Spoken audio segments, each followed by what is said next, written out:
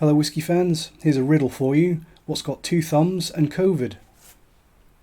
Me.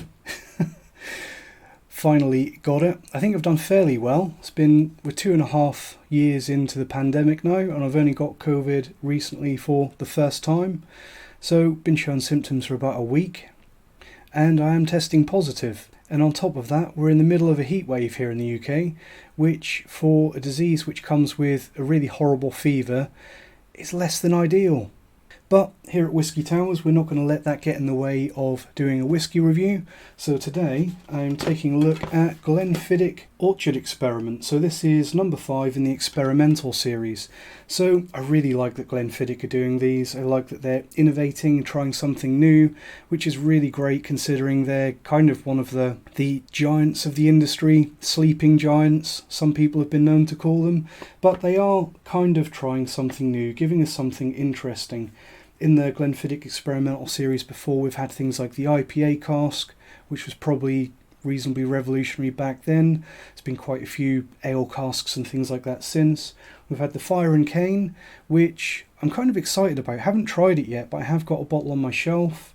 We've also had the Double X, and I feel like something else that I've forgotten about. But yeah, interesting little cask experiments that Glenfiddich are doing with they're kind of variations on their standard 12-year-old. A lot of them seem to be based around that. So this one here is a no age statement Glenfiddich, although it is bottled at a slightly higher ABV of 43%, whereas the standard 12-year-old and a lot of the Glenfiddich range is flat bare minimum 40.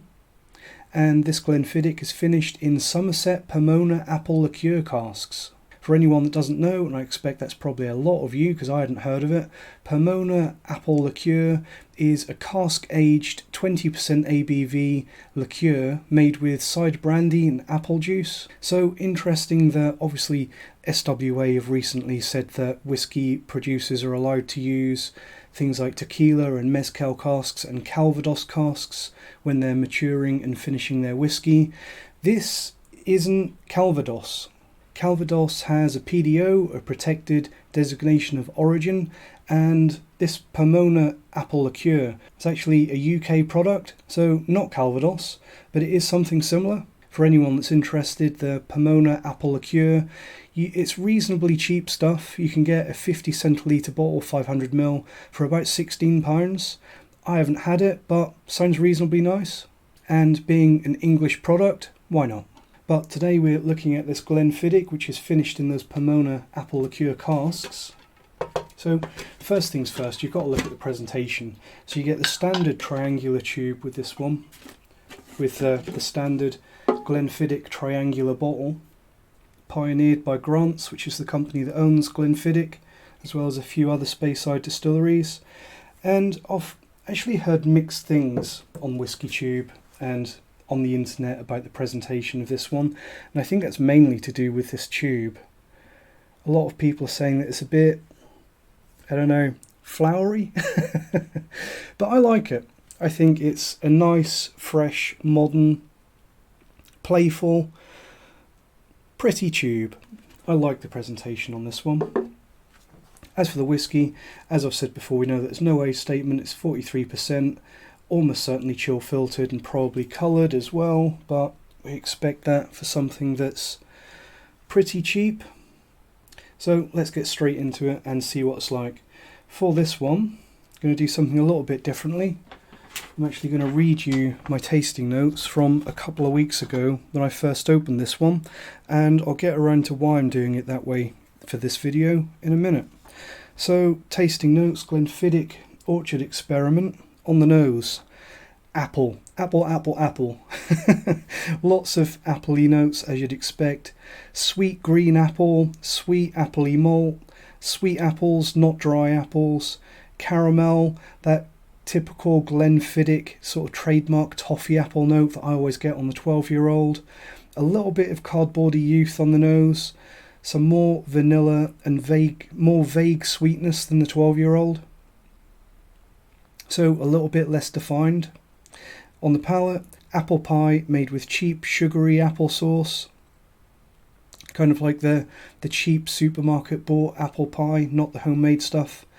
biscuity pie crust, slightly spirity, slightly immature. As for the finish, thin with more of that applesauce and apple peel. So for a grade with this one, I think that it's a decent effort. I think that they're offering something new with this Orchard Experiment Pomona apple liqueur cask. I do think that it has been worth doing, but I do also think that something has been lost with this compared to the normal 12-year-old. As for a grade, I'll give this one a solid C+.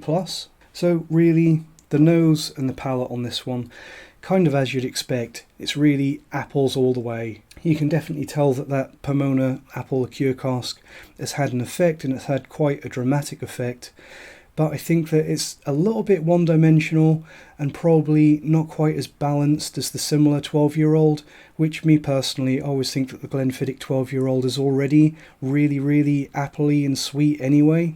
And I think if you're looking for a entry-level Glenfiddich to buy, then I think the 12-year-old probably has that little bit more depth and complexity despite being slightly lower ABV. I think that this Apple Experiment, Orchard Experiment, it loses a lot of the maltiness, a lot of the balance and the complexity that you get with the 12. Personally, I'm glad that I bought this one. I got this one when it was on special offer, so it was a really good price, significantly cheaper than you'd get for the 12-year-old if that's not on offer. But I probably wouldn't buy this again if it were at the same price as the 12-year-old.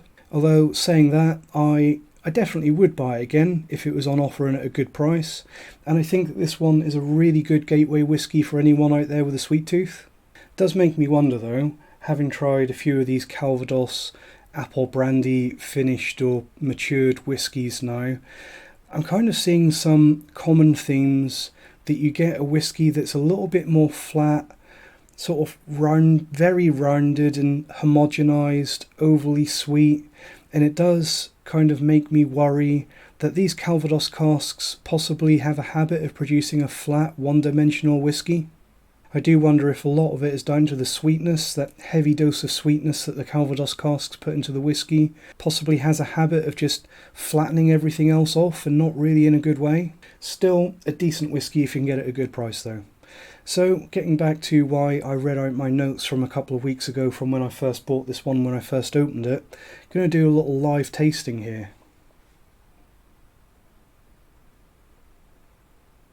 So on the nose, bearing in mind that we are in a heat wave now and this whiskey has been in the glass for quite a while and it's on the warm side of what you would normally drink whiskey at, so the flavour should be leaping out of the glass.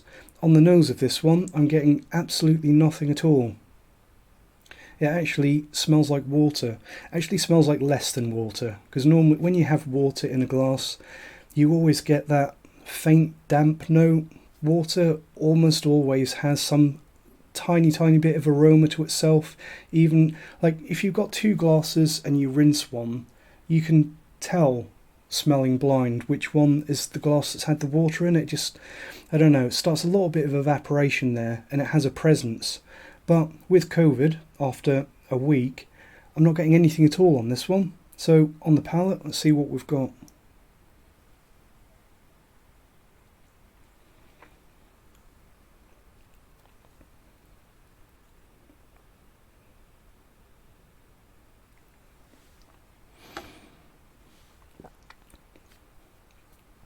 Again, on the palate, no apples, no anything. If I'd been given this one blind, and it's obviously of no fault of the whiskey, it's because I've got a case of the dreaded Rona. If I was tasting this blind, I'd probably guess that this was gin. It's got no sweetness, it's got no barley or malt flavours. It's just got an indistinct, slightly dry herbal bitterness, like a cheap gin. So, stay safe, guys. I like to think that I'm young and reasonably healthy, but already COVID is having serious effects on my life because it's completely destroyed my ability to appreciate whiskey, hopefully temporarily. But you also have to remember that even if you're fit and healthy, the person that you pass it on to might not be. So be careful, stay safe, and I'll see you next time. Cheers.